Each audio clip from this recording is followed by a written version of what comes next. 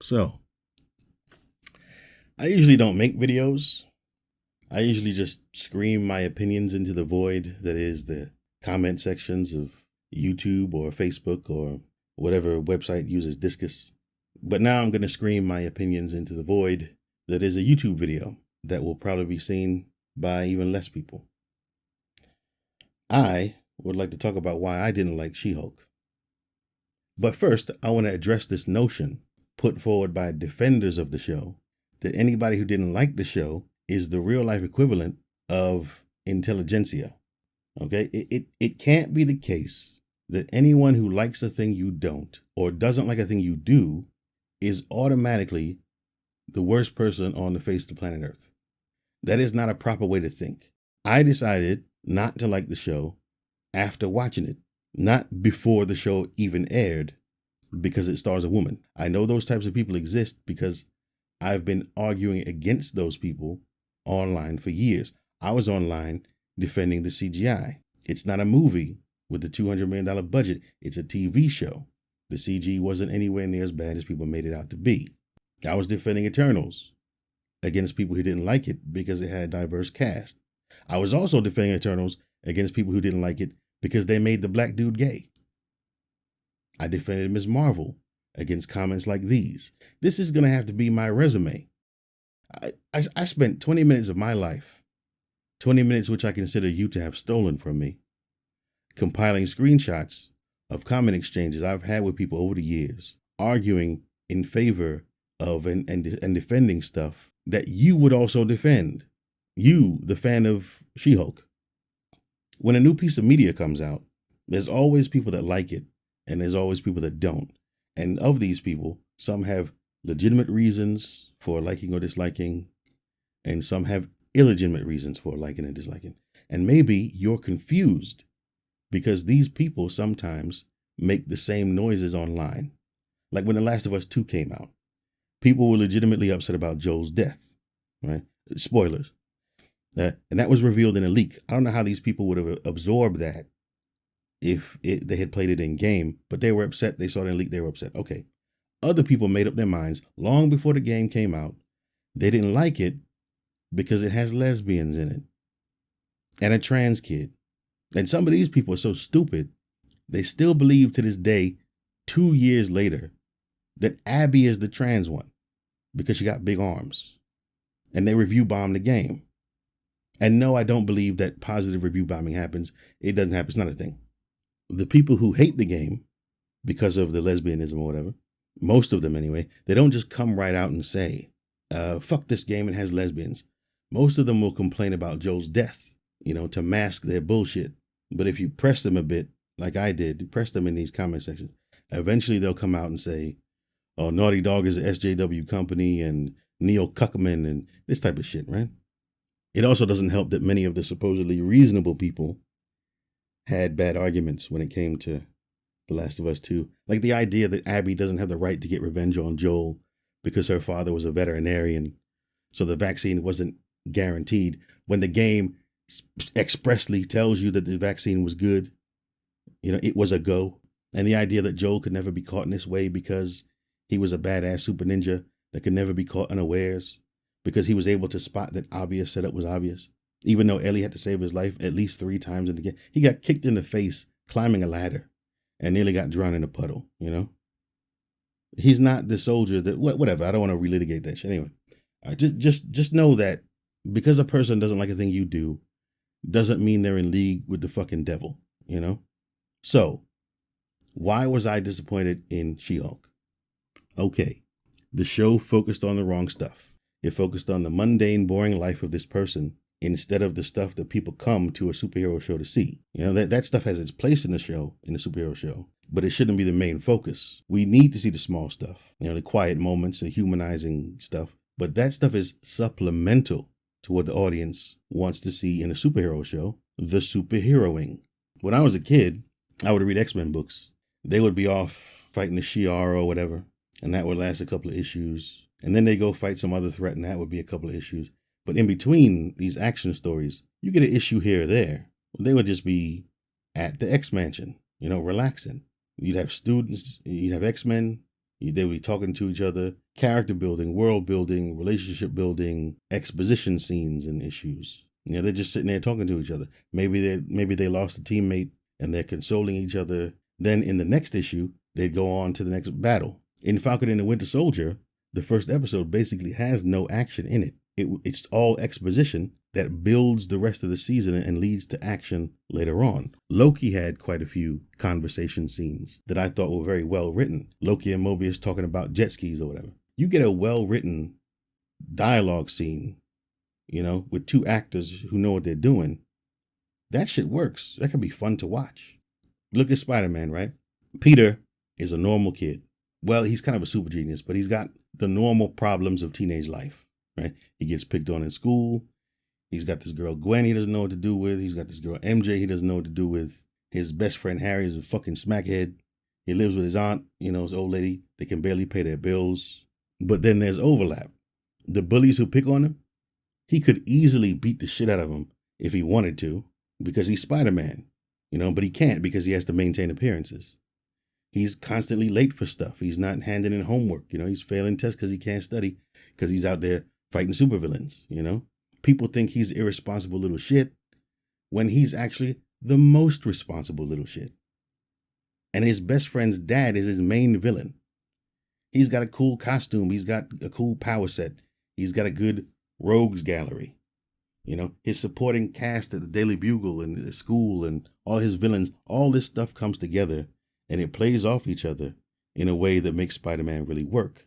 The Peter Parker stuff is supplemental to the Spider-Man stuff. You buy that ticket to see Spider-Man. Imagine a Spider-Man movie with 10 minutes of actual Spider-Man, sprinkled a minute at a time here and there through a 2-hour runtime. And the other 110 minutes is just Peter at school, in study hall, eating lunch in the cafeteria, getting wedgied. That would be boring as hell. A commenter on Facebook told me that this show, She-Hulk, showed them how they could do Killustrated. Killustrated is a Deadpool book. We already have 2 movies that show how they could do Deadpool Killustrated. But what does Deadpool do? He stabs people, he shoots people, he kills people. If they follow the example set by this show, Deadpool would fourth wall break his way out of the movie, go into the writer's room, and tell everybody in there not to write any scenes with him shooting people. It'd be just 2 hours of him and the old blind lady sitting on a couch, cracking jokes, talking shit. Who wants to see that? Who wants to see a movie where Deadpool shoots nothing but the breeze? Waggity smaggity doo. We do need to see Jen lawyering and stuff. We do need to see Jen with family, going on dates and failing with dudes and whatever. But that stuff is supplemental to the She-Hulk superhero stuff. Now, according to this Twitter thread, which you can pause and read if you want to, they wrote the superhero stuff bad on purpose to bolster the other storyline, which is Jen taking control of her life. Jen is being told what to do by so many different people, and she takes the reins of her own life by literally rewriting it. Okay, that's a fine story to tell. When I was a younger man, dating women, talking to different women, I'd call a girl up, and she'd spend 2 hours telling me about all the busy work she made for herself that day. And I barely did anything that day, And I'd say oh, you do this to yourself. But then again, if you're the one that your family depends on. I had this friend when I was in my early 20s. She was the eldest of her siblings, and her mom was a fuck up, So they kind of looked to her like she felt responsible. Whatever. I understand that women can feel pulled in different directions and have certain social pressures. It's a perfectly valid story to tell. But why would you take the opportunity of an MCU show to tell that story? Right? At the expense of the superhero stuff. You could have told that exact story separate from any superhero stuff in a show about a fat woman who loses a bunch of weight. She's been fat her whole life. She loses 100 pounds. People treat her differently. Now she's got people telling her what to do, what she can do now that she lost all this weight. She's getting more attention from men. Other things are going better for her in her life because pretty people get treated better in various ways. And before you get mad, you can't see me, but I am fat. All right. I am a fat man too, so I can talk shit about fat people. I'm working on it though. I got a home gym full of equipment I barely ever touch. It's in my garage. I got spiders crawling all throughout this shit. Maybe one of them will bite me, and then we can make a show about me working at McDonald's. Another thing I'd like to say is that I want to clarify something I said earlier. The idea that to make a show about a woman, blah, blah, blah. Why would you take the opportunity to tell that story in an MCU show at the expense of the superhero stuff? I just want to clarify. The most important part of that sentence is at the expense of the superhero stuff. There's nothing wrong with telling that kind of story. And yes, you can even tell that kind of story in the MCU. It's not like that kind of story wouldn't work in the MCU or it doesn't have a place in the MCU. Yes, you can tell that kind of story in the MCU. But to do it completely at the expense of the superhero stuff is the mistake. Well, one of the mistakes. The other mistake is not telling that story well in the first place. I just didn't like anything that we got from that show. I didn't think the show was entertaining in what it even tried to do. In this thread, there are people responding to this person saying, oh, so they wrote the show bad on purpose. And then she's responding, learn how to read before you respond to me. I didn't say they wrote the show bad on purpose. But if you write the superhero part of a superhero show bad on purpose to bolster another part of the show, then you are writing a superhero show bad on purpose because it's a superhero show. And it doesn't make it okay that you wrote part of the show bad on purpose. If you wrote the other part of the show bad accidentally, it's still bad either way. Subverting the viewer's expectation is a perfectly fine thing to do. If I don't get what I thought I was going to get from a movie or TV show, I don't mind if what I got instead was as good as or better. Like when in Endgame, 10 minutes into the movie, they killed Thanos. I wasn't expecting that. I dare you to watch the trailer for the movie Bridge to Terabithia and then watch the movie itself. Right? That's like a quality kids show. It's like a kids movie, but it's good. And the writer of that movie or the director of the movie said in interviews that the trailer is misleading on purpose. And it sure as hell is, man. The movie is very different than what you would think. And it's probably better than the run-of-the-mill fantasy kids movie that you thought you were going to get. I defy anybody to watch that movie and not feel as though you've had your heartstrings tugged on. You're not a human if that's the case. You ain't got no heart pumping in your chest.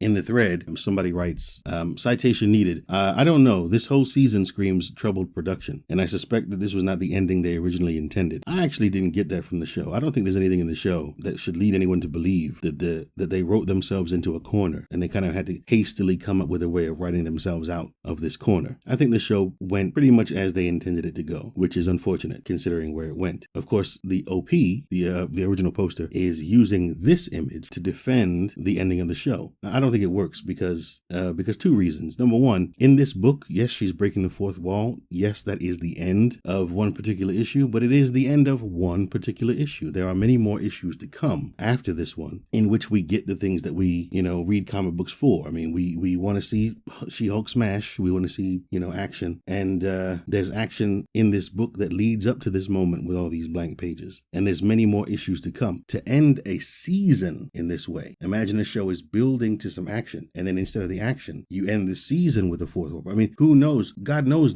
when the next time we're going to see She-Hulk is, to get this action that we want to see in a show like this. Also, this basically creates a plot hole. I mean, what she's doing here is rewriting reality. She is a walking reality stone. Every once in a while, I'll see an article about the MCU. Oh, there's a plot hole or whatever. Like in Thor: Love and Thunder. Why didn't Thor use the axe to go see Eternity so that he could bring everyone back after the snap? That's not a plot hole. I think the movie does a good job of explaining that they actually didn't know that they could use the axe to summon the Bifrost to go see Eternity, to bring everyone back. I see articles like this all the time, plot holes that aren't really plot holes. But if Jen has the power to break the fourth wall, to rewrite the world she lives in, then that creates a plot hole throughout the entire MCU. She could go back and undo the snap. She could go back and rewrite Tony snapping, bringing everyone back. I mean, she could do anything she wants if that's the case.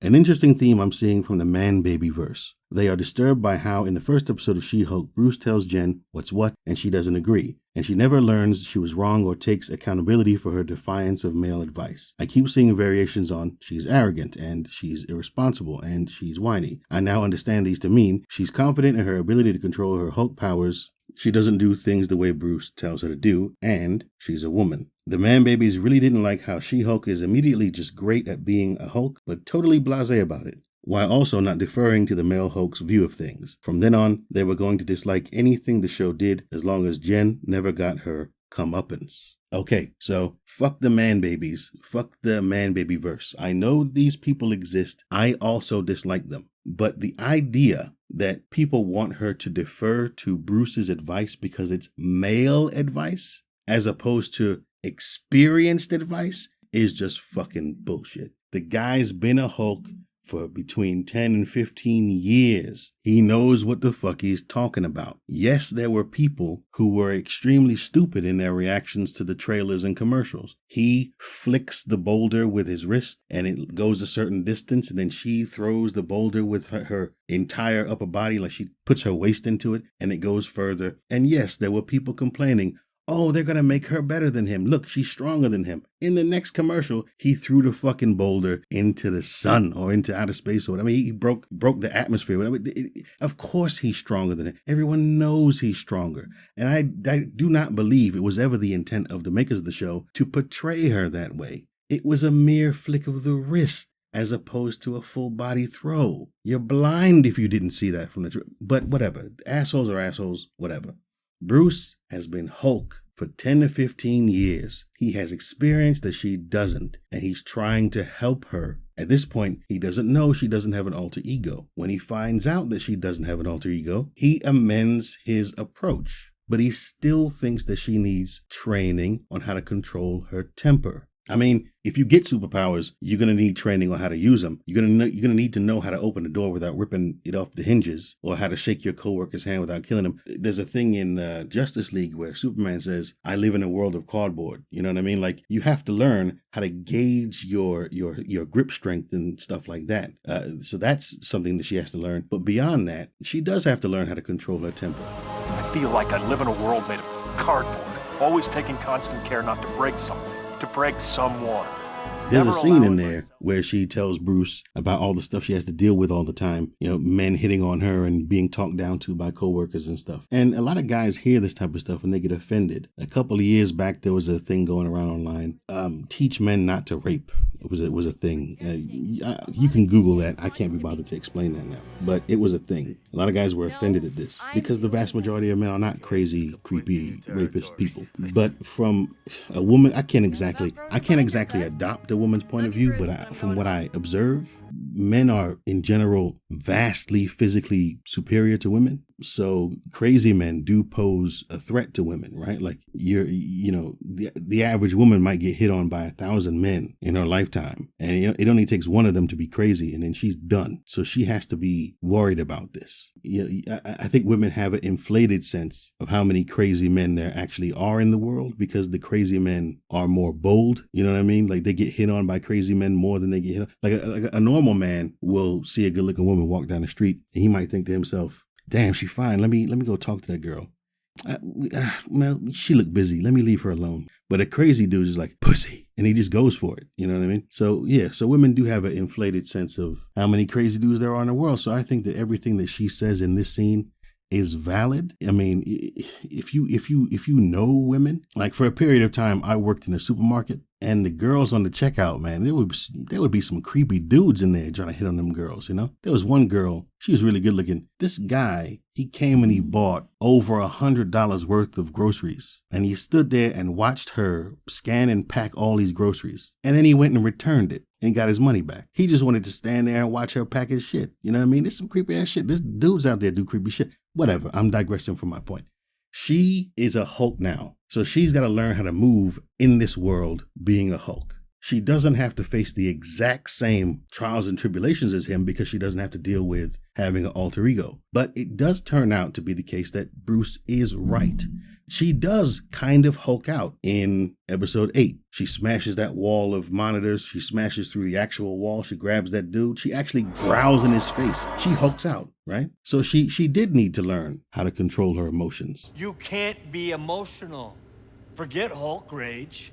Just regular anger means death and destruction for everything and everyone around you. And I'm telling you, when people start seeing you as a monster that never goes away. Bruce turned out to be right after all. Anyway, what is this show? It's a legal comedy, and it's not that funny, and the legal stuff isn't plausible. We don't really know what a superhuman law show would look like because there are no superhumans. So, it can't be realistic. But it can be plausible. Well, I mean, those two words, there's a lot of overlap between those two words, but you understand my meaning. There's various lawyers on YouTube who've reacted to the show, and they don't seem to be very impressed. Some of them have shit all over that closing argument of the opposing counsel in the first episode. Okay, so this is a terrible closing argument. That is not how this works. We didn't win the case. Oh, yeah, we did. GOK&H had declared a mistrial. When a mistrial is declared, there's going to be a do-over. You don't lose the case. It's just that this particular jury has to be dismissed, and you have to do it all over again. No, you did the right thing, but it unraveled our case. It didn't unravel their case. Preposterous. Jen, I'm sorry. I have to let you go. This makes you a liability for the DA's office. What? Okay. No! No! No! No!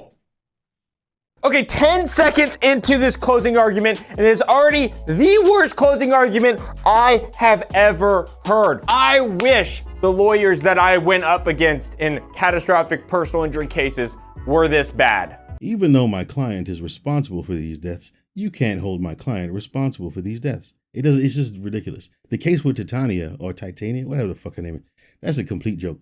You have a woman who turns big and green, being referred to as She-Hulk. She's the cousin of a guy named Hulk who's been turning big and green for the past 10 years. No one ever used the term She-Hulk before Jen debuted as She-Hulk, and the press has been referring to her as She-Hulk ever since that debut. This case would have been thrown out immediately. Best argument that she could make here is that she was hired on the basis of being She-Hulk. And I want you, the She-Hulk, to be the face of it. They hired her on the basis of the fact that she was She-Hulk and she was portraying herself as She-Hulk. It makes sense that Jennifer Walters wins. I forgot all about the Light Elf storyline. How do I feel about the Light Elf storyline? Can you be sued for catfishing? I think if you con somebody out of tens of thousands of dollars, you can be sued for catfish. I think the idea that they needed to prove him to be delusional or arrogant enough to believe that he was dating the Megan Thee Stallion is kind of silly. She's a shapeshifter. The entire point of a shapeshifter is that they can trick people into believing that they are who they are not. I think that case would have been open and shut, right? I mean, I don't know. Maybe it was just an opportunity to shit on this guy and the people he represents. Like all the people mad about the fucking twerking. The fuck is wrong with you people? The fuck is wrong with twerking? Stan Lee would be rolling in his... Stan Lee wouldn't roll it. Stan Lee was a grown man. He probably would have liked twerking. How the fuck don't you like twerking?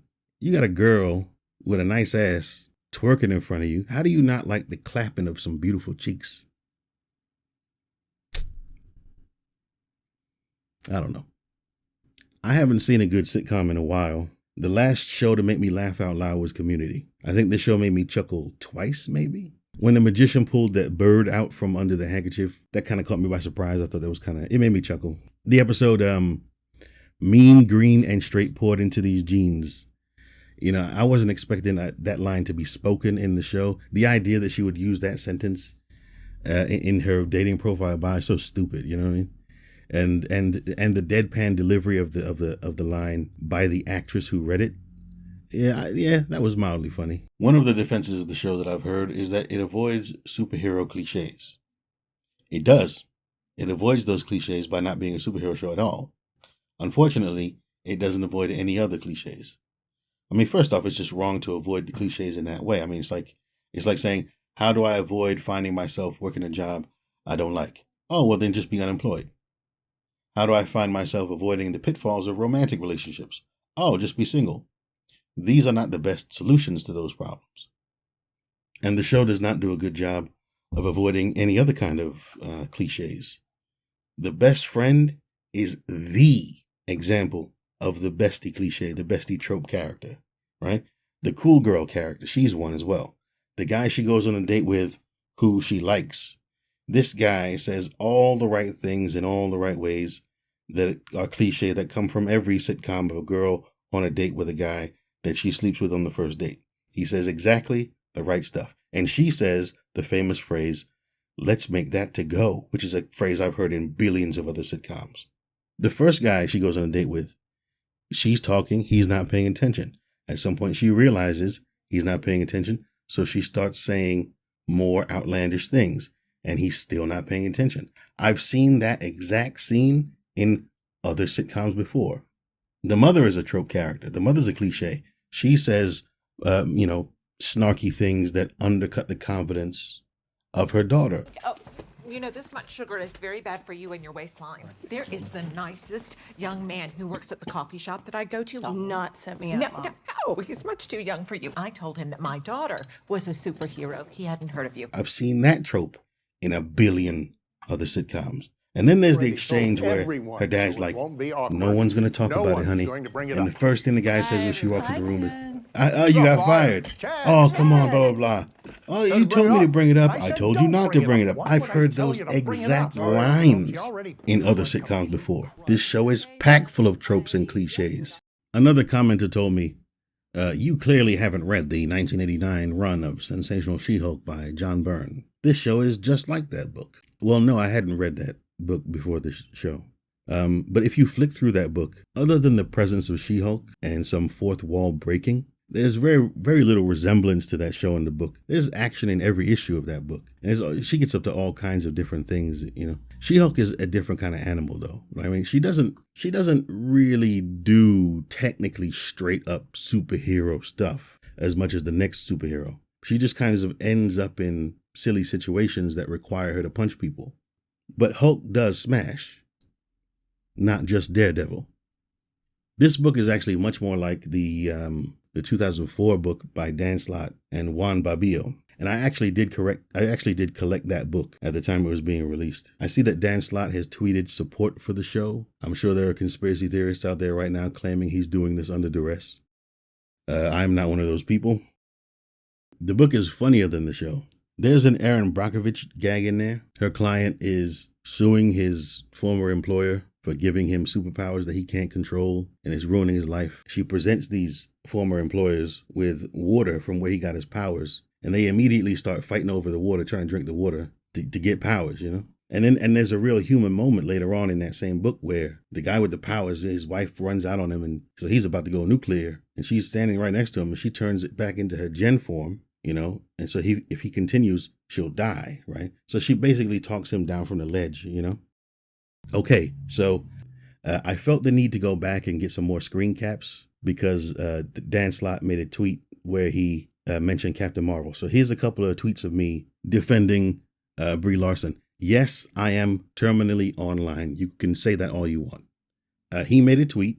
This tweet here, you can read it for yourself. The next day, I see this tweet. A certain response I get to She-Hulk posts, quote, "I'm going to criticize the show, but that doesn't mean I'm an incel or a misogynist. Click on that poster's follow list. The same 4 or 5 accounts that made misogynist incel videos about Captain Marvel and The Last Jedi." Now, I don't know shit about Star Wars. I don't pay attention to Star Wars. But my response was this. If I made a video, which I might, and which no one will see, and you click on my profile, you will see me following no right wing. I could show you years of screen caps of me arguing against these people on Facebook and YouTube, which I already showed in this video. I didn't like the show. Now, there's a reason why these screen caps are in white, even though I use dark Twitter, because his response to me was this. I thought that was a perfectly friendly tweet. Maybe he was offended at my use of the word, but you got to forgive me. I'm English. We use that word a lot. All right? I can still see the thread if I go incognito mode. I don't know who else is blocked in this thread. There are other people being reasonable, so maybe they got blocked too. There's a few stupid comments like these. Why do some people seem to so desperately want all the show's detractors to be right-wing assholes? They seem to need this to be true, Like it says something about them if a reasonable, well-adjusted person didn't like the show. It's like, all these She-Hulk haters are just incel, misogynistic, right-wing incel assholes. Excuse me, sir, please, may I interject? I like to think of myself as a reasonable person, and you and I are probably very closely aligned politically. I myself didn't like the show. Shut up! I mean, it's ridiculous. How are these people so hurt by other people's opinions? But anyway, all right, back to the actual video. Remember, I was talking about the 2004 book, comparing it to the show. Remember when Spider-Man beat Doctor Strange with math? In the She-Hulk book, there's this intergalactic boxing match, and this champion is whooping everybody. The Thing, Silver Surfer, Gladiator, Beta Ray Bill, and then he whoops She-Hulk. She argues for a rematch by appealing to the rules. The guy's got an infinity gem in his forehead, and that's a foreign object. So she gets a rematch by arguing that point, appealing to the rules, and then she whoops him. That's the type of thing that we get in the books that makes sense given her character, and we don't get that in the show. Which leads to another problem, and maybe they'll fix this. Maybe they fixed it already. This is going to sound like a tangent, but it's not, I promise. There are people who think the MCU ruined Spider-Man.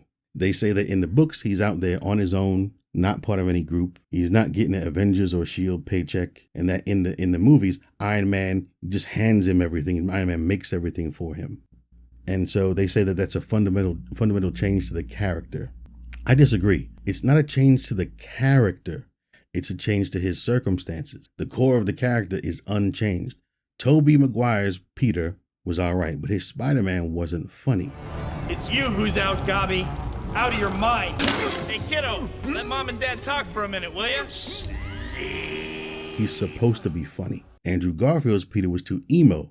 And his Spider-Man was kind of a douche. You know? Hey, watch out! I'm swinging here!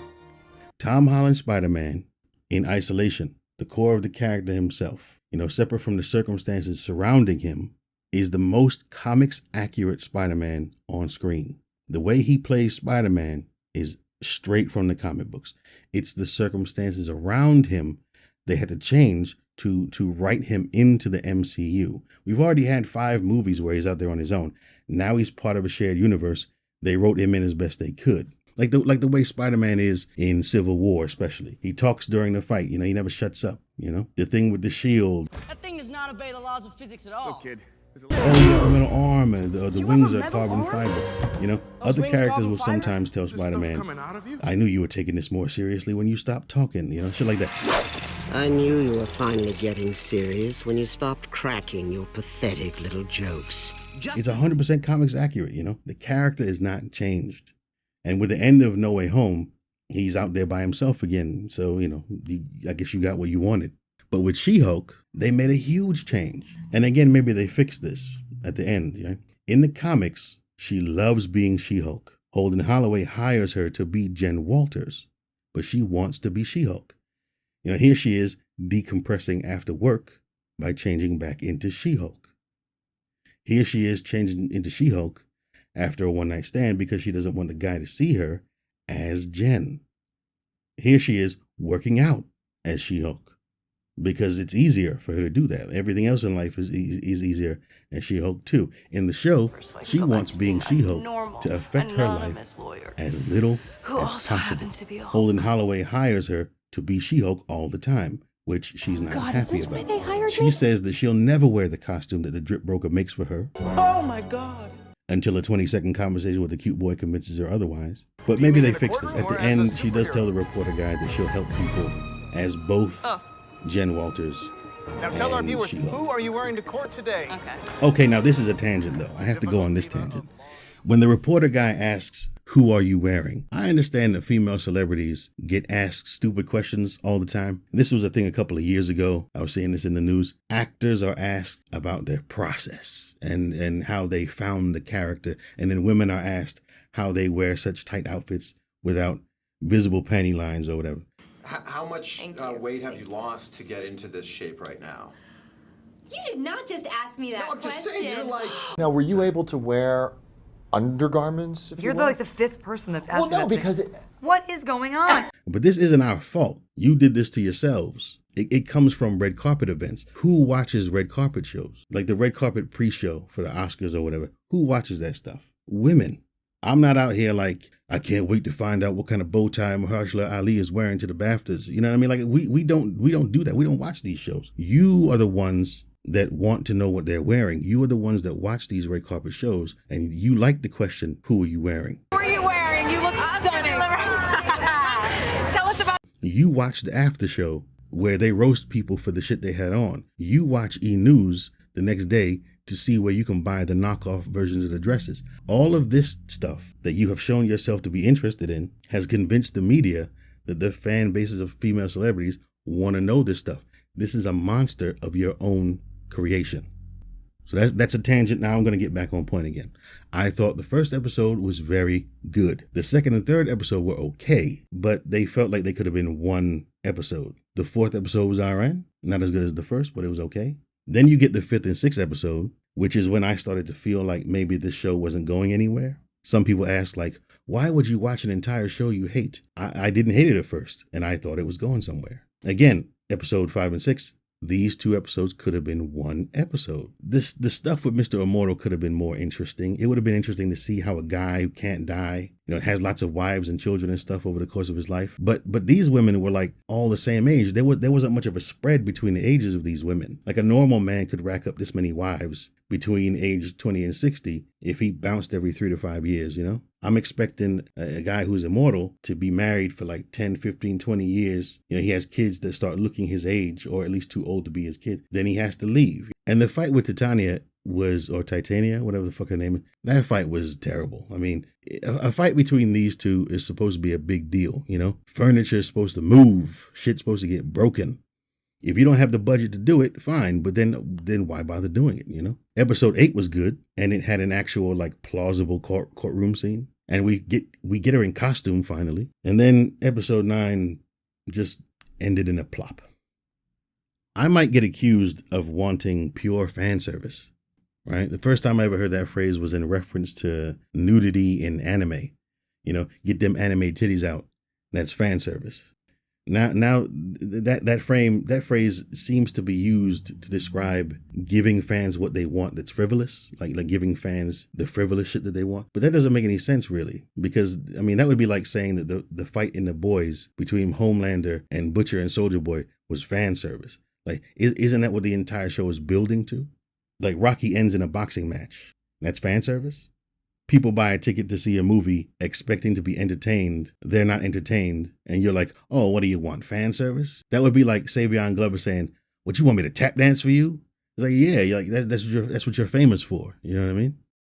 From what I've said so far, some of you might be under the impression that I want a show that's just wall-to-wall action. That's not what I want. I do want character development. I do want well-written dialogue scenes and stuff, but I also want action because it is a comic book show. A good example would be Justified, right? Justified is a modern day cowboy show, a modern day Western. And you absolutely do get quick draw pistol duels. Who's the fastest gun? You get shootouts. You do get that stuff. But episode to episode, there's not really that much action. There's a lot of long dialogue scenes, character development, characters interacting with each other in a way that pushes the story forward.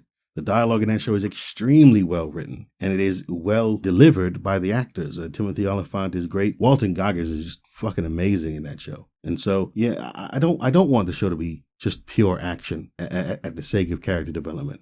But there has to be a way to balance these things to make the show better than what we got. And then there's episode 7, which is pure trash. The stuff at the lodge or whatever, the circle jerk. First off, this fucking guy. Why doesn't he tell Jen, oh, hey, I was sent to get your blood? No mention of it. And how the fuck did this guy get her blood? He sure as hell didn't pop a fucking cherry. Like, how did he get her? Whatever. Oh, and the monologue as well. There's a whole monologue where she's like, She-Hulk is the popular girl in school, but Jen isn't. Everyone loves She-Hulk, but not Jen. This monologue was completely unearned by the show. It doesn't land because we barely got to see any of her in the show being She-Hulk, getting all the love she's claiming. There's not enough actual She-Hulk throughout the show to justify it. There's one scene of people cheering for She-Hulk in the bar 5 episodes ago, and then all you see of She-Hulk is she's wearing a pantsuit, sitting behind a desk typing. If she had been in costume earlier, doing superhero stuff, if we had at least gotten a montage of She-Hulk doing stuff like in the Superman movie, like stopping the cat burglar or rescuing a cat down from a tree or anything, you know, then we get representative crowd scene cheering for her, you know, in the streets or whatever. Then maybe that monologue would have landed, but it didn't. I don't really know where to go from here. I had some of this stuff written, and so this is like half written and half off the cuff so far. I don't have anything else written. I had a conversation about this with my brother. He likes the show more than me. And he said, who is this show for? Who should they make the show for? And I said, comic book fans. He said, you don't know anything about marketing. Not that many people read comic books, so the show won't be watched by that many people, or the movies won't do well or whatever. I don't think this is exactly true. It is true that not that many people read comics. It's unfortunate. Comics don't sell as well as they should. But the movies have shown themselves to have an audience, and they've been thus far fairly comics accurate. So if you make movies that are comics accurate based on comics, comic book fans will watch them, and then maybe former comic book fans will watch them, and maybe action movie fans in general who maybe never read comics will watch them, all the while them being comics accurate. For years now, Hollywood has been going to the comics community to find out what's the new hotness or what they should do. I mean, well, not exactly new hotness in given what I'm about to say, but like I remember in the year 2000, I used to collect this comic. I used to collect a magazine called Wizard, and there was this real strong in the comics community. There was this real strong 80s nostalgia that cropped up about the year 2000, 2001. And then you start seeing Transformers movies and G.I. Joe movies, revivals of He-Man cartoons and Thundercats cartoons and stuff like that. Hollywood does go to the comics industry to look for what they should do. They look to the nerds. So there is a wider fan base that is interested in these stories. So you might say, oh, this maybe this isn't for you. It's an MCU show. Who is it for other than MCU fans? It's like saying like, I have two cousins that do death metal. They're in a death metal band. I like R&B music and soul music. If you play for me the best death metal album and the worst death metal album, I wouldn't be able to tell the difference. They're bad. That music is bad for me. But that just might be a genre thing. It's just not for me. I don't know anything about that type of music. I don't consume that type of music. So I can't really say it's bad. I wouldn't be able to tell the difference between a good version of that music and a bad version of that music. But if you give me an R&B album or a soul album, especially if it's made by someone who I already follow, if that album is bad, you can't tell me, oh, maybe it's not for you. Another example would be the Legend of Zelda games. I've loved all the games from Ocarina of Time on up. Loved all these games. If the next Zelda game was trash, unless it's something wildly different like Link's Crossbow Training, then you can't tell me it's not for me. Because if I don't like it, oh, maybe it's not for you. I am the demographic you're aiming for. I told my brother I was going to make this video, and I told him about Loki Man 07. The reason I'm making this video is because a friend of mine, Loki Man 07, shout out to him. He made a video. I'll link that in the description. My brother said it's a waste of time to make these videos because it's all just opinion. One person's opinion is different than another person's opinion. Yet he'll sit there and watch reaction videos, which is YouTube cancer. But everything else is just like, your opinion, man. But nah, man, some people's opinions are more correct than other people's opinions. So that's why I'm making this video. Loki Man 07 says that in his video, he says, comics are for boys. They're boys' toys. And I don't know if that's exactly true. I mean, I think there does seem to be something inherent in comics that appeals to boys more than girls. But there's still plenty of girls that like comic books. Vast majority of sports fans are men, but there are women that like sports, you know. I am actually a man who doesn't like sports. I watch the occasional fight, but other than that, I don't pay attention to sports. The women and the girls who do like comic books, they like comic books for what they are. So you don't need to do anything special to appeal to them. Just keep on doing what you're doing and they'll like it. If you're trying to chase a new audience, then maybe you'll lose the old one. And maybe if there is a superhero comic book that stars a woman, maybe those girls who like comic books will be more interested in that book because it stars a girl or a woman. But if they're a comic book fan and that girl or woman in that book is not doing the usual comic book stuff, would that girl who likes comics like that comic? Or would she feel as though she's being pandered to because now we're doing something different because it's a girl? I don't know the answers to these questions. There's definitely got to be an overlap between MCU fans and fans of what people call chick flicks, girly shows or whatever. I myself, again, I don't watch sports, but I did watch Ally McBeal. People are saying that this is green Ally McBeal. I actually did watch that show when it aired. For the first couple of seasons, it turned to shit, which was the universal opinion of that show. It got terrible in the end. Also, the girl who sang the theme song was terrible as well.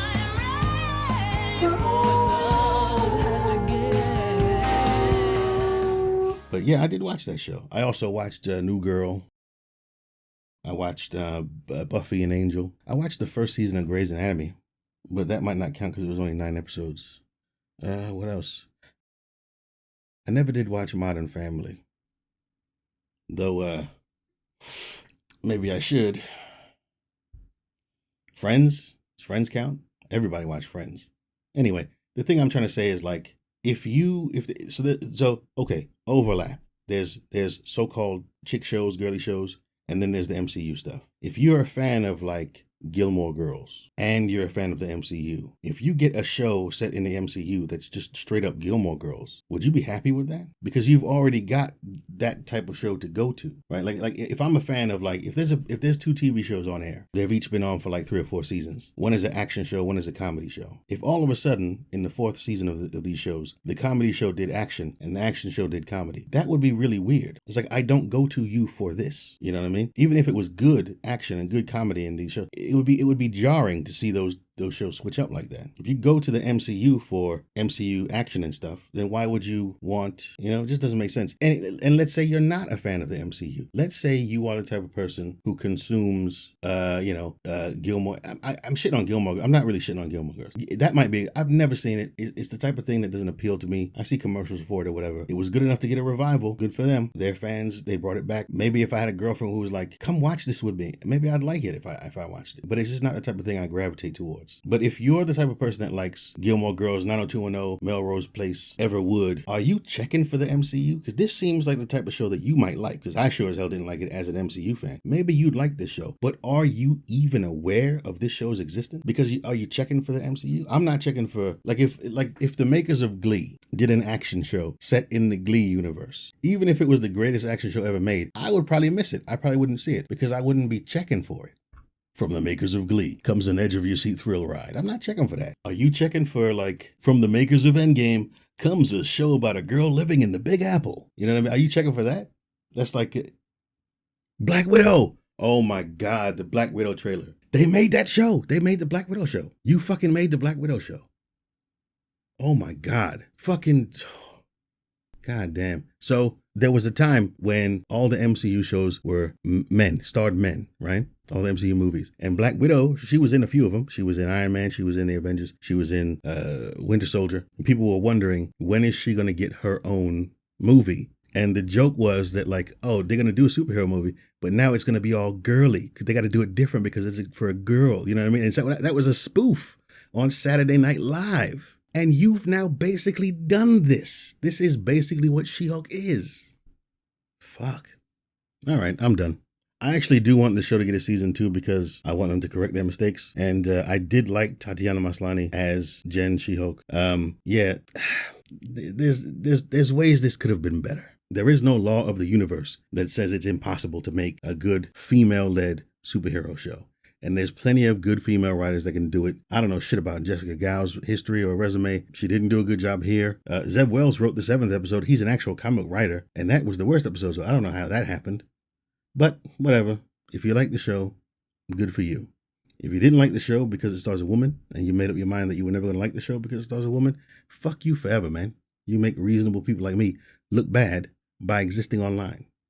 If you didn't like the show after having watched it, if you were like me, a person who was looking forward to the show, who ended up being disappointed, to you, I say, congratulations, you're a well-adjusted, normal human being.